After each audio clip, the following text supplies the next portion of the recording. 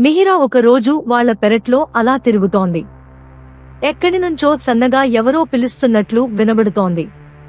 ఎవరబ్బా నన్ను పిలిచేది అనుకుంటూ పెరడు అంతా తిరిగింది. ఒక మూల ఒక తెల్లటి పుట్టగొడుగు దగ్గర నుంచి ఆ శబ్దం వినబడుతోంది. మిహిరా, ఇలారా, నేను నీ మిత్రురాలిని. నా పేరు మాషి. మాది పుట్టగొడుగుల ప్రపంచం. మా ప్రపంచం నీకు చూపిస్తా. నువ్వు వస్తావా? అంది.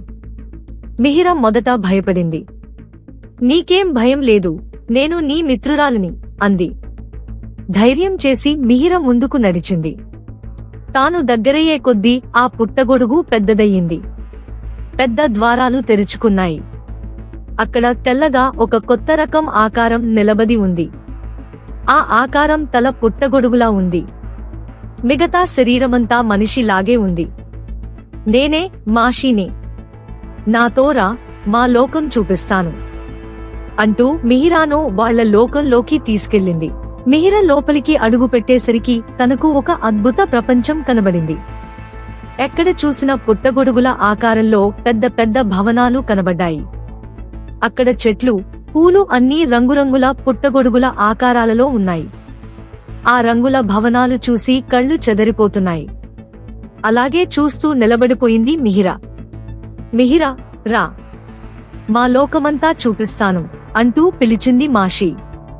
వాళ్ల లోకంలోని రాజభవనాలను, రాజును, అక్కడి పుట్టగొడుగుల అక్కరంలో ఉన్న మనుషుల లాంటి ఏలియన్లు అంతా తిరుగుతున్నారు.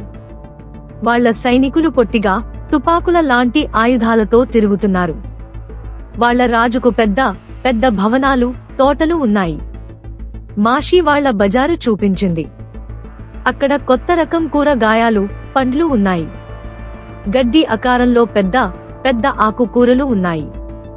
వాళ్ళు దేన్ని వండుకోరట, అన్నిటినీ పచ్చిగా తింటారట.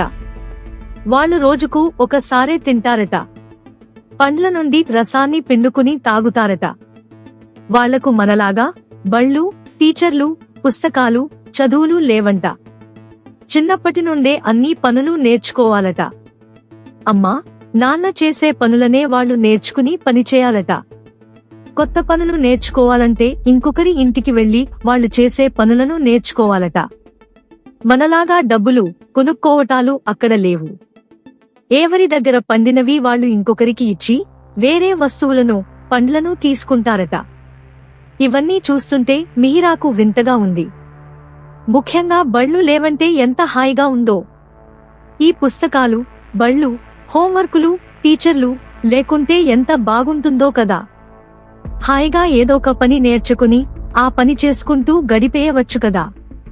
సంవత్సరాల తరబడి చదవాల్సిన పని ఉండదుగా.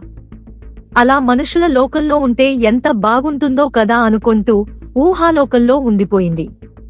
మిహిరా అని పెద్దగా అరిచేసరికి ఈ లోకంలోకి వచ్చింది మిహిరా. మిహిరా, మనం చూడాల్సినవి చాలా ఉన్నాయి. పదా పోదాం అంది మాషి.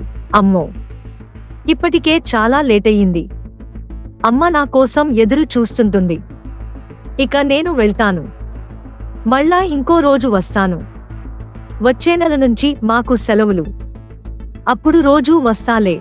సరే, అలాగే, పోదాం రా అయితే. నా వెనక ఎక్కు, తొందరగా తీసుకెళతాను. మా వెనక స్కైడైవ్ ఉంటుంది. దానితో ఎక్కడికైనా ఎగిరిపోగలం. నా వెనుక బెల్ట్ ఉంటుంది, కట్టుకో.